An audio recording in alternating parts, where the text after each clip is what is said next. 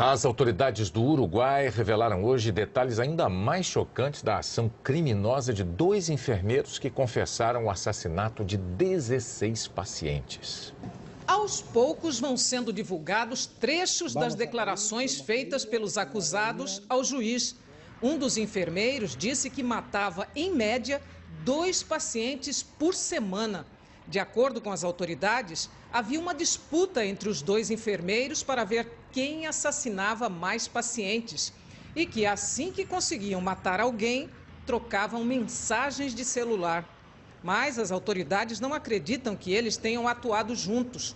Os 2 enfermeiros foram indiciados pela morte de 16 pacientes. Mas acredita-se que o número pode passar de 200 em 7 anos. A polícia acredita que mais gente sabia das mortes e não denunciou. Agora investiga se os acusados tinham o apoio de outros setores para obter medicamentos controlados e seringas.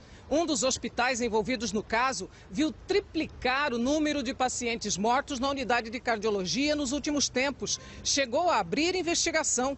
O juiz do caso determinou a exumação dos corpos de 16 pacientes mortos recentemente.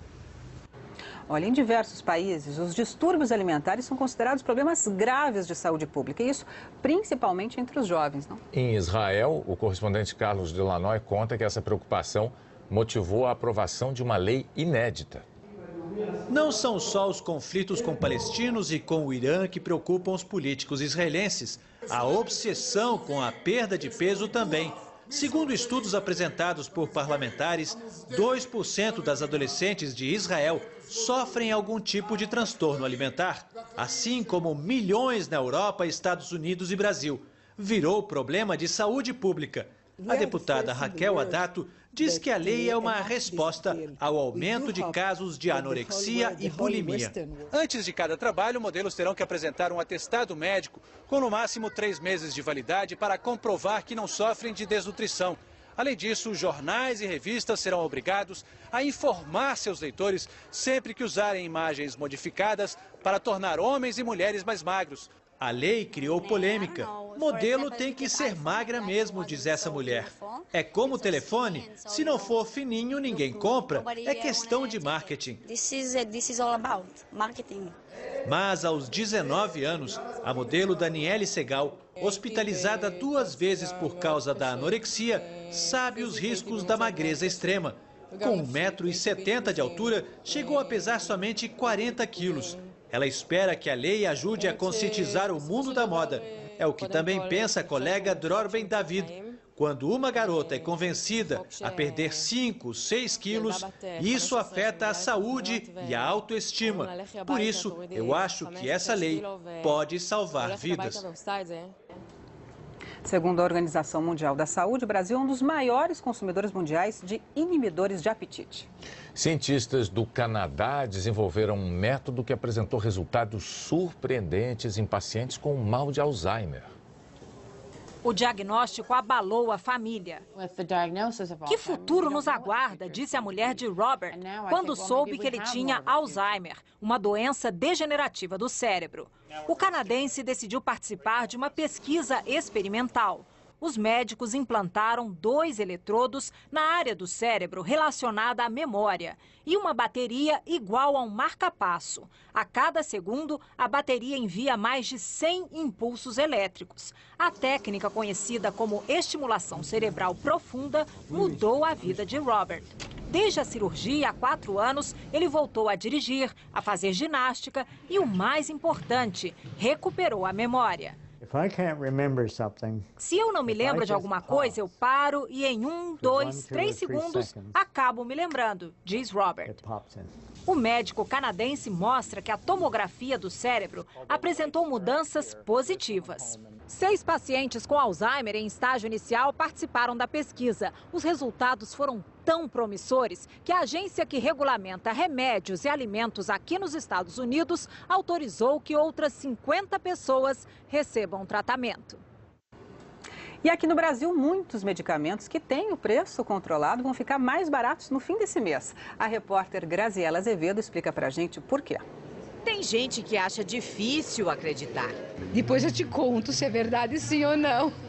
Já foi publicado no Diário Oficial e pela primeira vez desde 2004, quase metade dos remédios na praça não deverá ter aumento ou ficará mais barato este ano. Acho ótimo, né? Ótimo que abaixe. Isso foi possível graças a um conjunto de motivos. A produtividade da indústria farmacêutica na média quase triplicou, o que significa que vários fabricantes estão produzindo mais, gastando menos.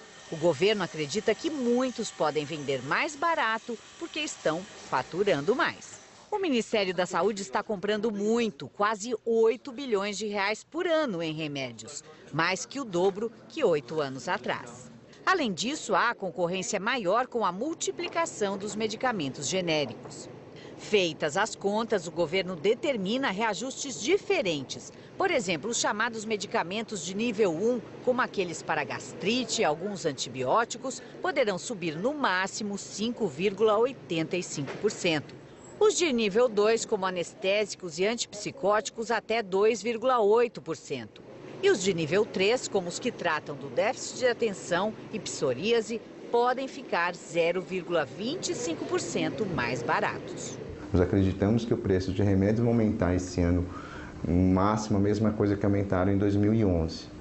Então, o consumidor sai ganhando. A autorização de reajuste que pode deixar alguns medicamentos um pouco mais caros e outros até mais baratos vale a partir de 31 de março. Normalmente, as farmácias demoram de 2 a 3 meses para irem reajustando as suas tabelas. É o tempo que o consumidor terá para saber na prática o que aconteceu com o preço do seu remédio e procurar as melhores opções, os melhores descontos.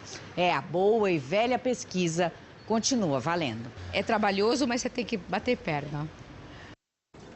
A Interfarma, que reúne as empresas responsáveis por mais da metade do mercado brasileiro, informou que está pedindo a mudança do atual sistema de reajuste. A Câmara de Regulação do Mercado de Medicamentos, ligada ao governo federal, defende o sistema e lembra que autoriza reajustes menores para produtos que estão sob monopólio de empresas. Daqui a pouco, as comemorações dos 60 anos de coroação da Rainha Elizabeth II. A Rainha Elizabeth II participou hoje de uma cerimônia no parlamento como parte das comemorações dos 60 anos da coroação dela. A rainha, de 85 anos de idade, renovou o compromisso de servir ao Reino Unido. Elizabeth lembrou que nomeou 12 primeiros ministros e assinou mais de 3 mil leis. Além dela, somente a Rainha Vitória comemorou um jubileu de diamantes em 1897. Aqui no Brasil, a Comissão de Educação do Senado aprovou hoje 29 projetos que criam datas comemorativas. 27 deles são projetos terminativos, ou seja, se não houver recurso, seguem para a sanção da Presidência da República. Os projetos criam, entre outros, o Dia Nacional do Quilo, o Dia Nacional de Luta dos Acidentados por Fontes Radioativas e o Dia Nacional de Conscientização e Incentivo ao Diagnóstico Precoce de Retinoblastoma. Na página do Jornal Nacional na internet, você encontra a lista completa. Os líderes dos partidos governistas fecharam um acordo para votar o projeto original da Lei Geral da Copa. Esse projeto não inclui a liberação expressa para a venda de bebida alcoólica nos estádios. Se o acordo prevalecer na votação marcada para amanhã, a FIFA vai ter que negociar a liberação da bebida com os estados onde existam leis que proíbam essa venda. Na semana passada, os líderes governistas chegaram a anunciar um acordo para votar a lei sem a liberação da bebida, mas recuaram depois que o Ministério do Esporte afirmou que este ponto fazia parte dos compromissos do governo brasileiro com a FIFA. E hoje, o ministro Aldo Rebelo disse que os governadores também assinaram o acordo com a FIFA. O Jornal Nacional termina aqui. Você terá outras notícias no Jornal da Globo, logo depois de Louco por Elas. Uma boa noite para você. Boa noite, até amanhã.